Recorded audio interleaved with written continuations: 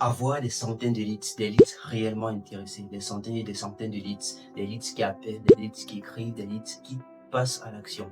C'est de ça dont tout business a besoin. Beaucoup plus de clients. Et naturellement, les clients passent par quoi? Des leads, c'est-à-dire ces personnes-là qui sont intéressées par rapport à ton offre, ta proposition, ton business, ce que tu proposes, bref. Et qui viennent alors t'écrire, qui viennent alors pour en savoir plus. Après, suit la conversion. Alors, généralement, il est impossible d'avoir 10 clients après avoir eu 10 leads intéressés. Raison pour laquelle on va toujours faire une publicité, une promotion qui touchera des milliers de personnes, 10 000 personnes. Et ces 10 000 personnes-là, il y aura moins de personnes, 100 personnes qui écriront étant intéressées. Parmi ces 100 personnes-là, moins de personnes passeront à l'action. Et parmi même ceux qui passeront à l'action, il y aura une infime minorité qui fera rentabiliser tout l'investissement publicitaire. Ce qui fait donc que dans un premier temps, ce qu'on veut, c'est quoi?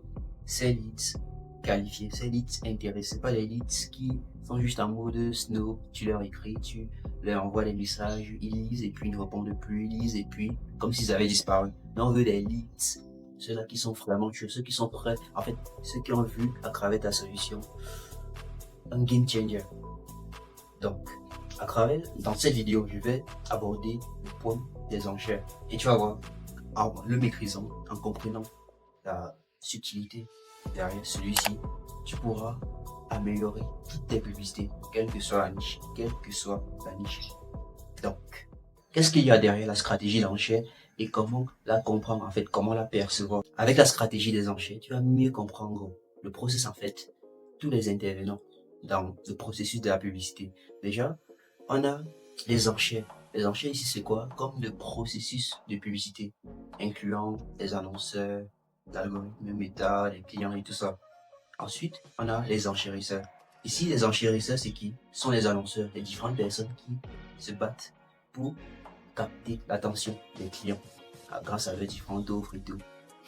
Et enfin, le prix, ce qu'on recherche réellement, c'est l'attention du client. Qu'est-ce qui fait varier les coûts par acquisition? Ici là, c'est le ratio entre l'offre et la demande. Et là, on va dire l'offre ici là, c'est quoi? C'est l'attention des personnes qui sont sur les plateformes. Et la demande, c'est la demande de cette attention-là par les annonceurs, les différents annonceurs. Et tu vas donc te rendre compte que lorsque la demande est en augmentation et que l'offre reste la même, le prix augmente, les coûts augmentent. Mais lorsque la demande baisse et que l'offre reste toujours la même, le prix n'est pas si élevé que ça. Pour être encore plus terre à terre, les enchérisseurs se battent pour l'attention des clients, des gars qui sont sur Facebook. Plus ils seront nombreux à se battre, prenons une niche de, disons par exemple l'agriculture, plus il y aura des personnes qui essaieront de vendre des plantes fruitiers, des plantes fruitiers, tout ça, plus les prix seront élevés dans une zone précise, une zone géographique. Disons la ville de Yaoundé, où on a 1000 agriculteurs qui veulent vendre leurs produits agricoles. Et puis la population reste la même, disons 2 millions de personnes actives sur Facebook. Pour ces 1000 personnes-là, Facebook, au vu du travail qu'il a fait, parce que Facebook ici il est comme un démarcheur. Et maintenant avec les dernières mises à jour en Andromeda et l'évolution de l'IA dans le processus, c'est beaucoup plus facile pour lui de déterminer qui est intéressé par quoi ou intéressé par autre chose. Donc, dans ce scénario, les annonceurs à 1000, les agriculteurs se battent pour l'attention des 2 millions de personnes.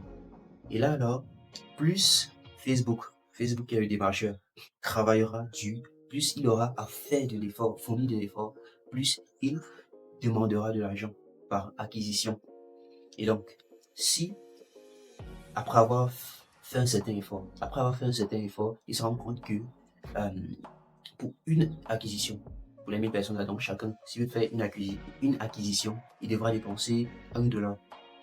Si ces mêmes agriculteurs qui sont à 1000 venaient à diminuer par deux on va dire, donc c'est-à-dire on divise un nombre par deux, ils sont à 500 maintenant, avec la même population, Facebook devra fournir moins d'efforts pour leur envoyer des leads, pour leur envoyer du résultat. Et donc, le coût par résultat, le coût par acquisition qu'on avait qui était de $1 passera à $0,5. Maintenant, si tu veux améliorer drastiquement ton coût par résultat, tu as tout intérêt à avoir un positionnement idéal. C'est-à-dire, tu dois être soit le seul, soit parmi les pionniers, ou alors être un nombre limité d'annonceurs dans la niche précise visant une masse de population, on va dire déjà affamée, une masse de population déjà intéressée par ce que vous proposez. Là alors, les gars écriront, les gars bousculeront pour venir vers vous, pour venir en fait pour acheter ce que vous proposez. Et là, tu verras pas toi-même parce qu'en fait l'algorithme travaillera moins pour t'envoyer des personnes. L'algorithme fournira moins d'efforts, prendra moins de temps pour t'envoyer des leads, pour t'envoyer des conversions, pour t'envoyer des achats. Ce qui fait que tu auras un coût d'acquisition, un coût par résultat vraiment bas.